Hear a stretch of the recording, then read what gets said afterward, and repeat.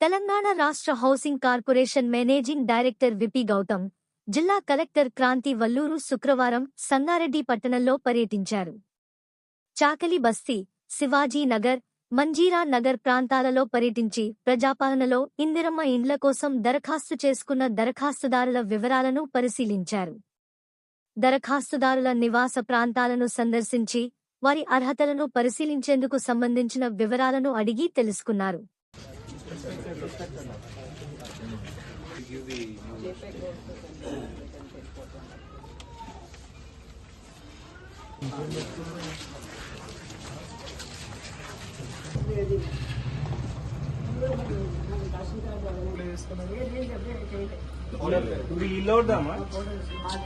మీరే కదా మీరు ప్రజాపాలనలో దరఖాస్తు పెట్టినప్పుడు మీరు ఇందిరమ్మ ఇల్లు కావాలని చెప్పి మీరు అందులో అడిగారని ఉంది మా దగ్గర.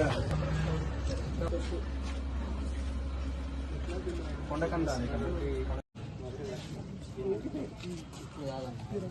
మీరేనమ్మా?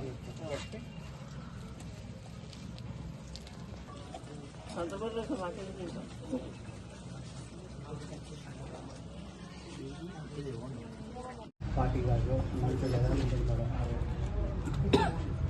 ఓన్ అంటే ఇంతే 40 గజాలు.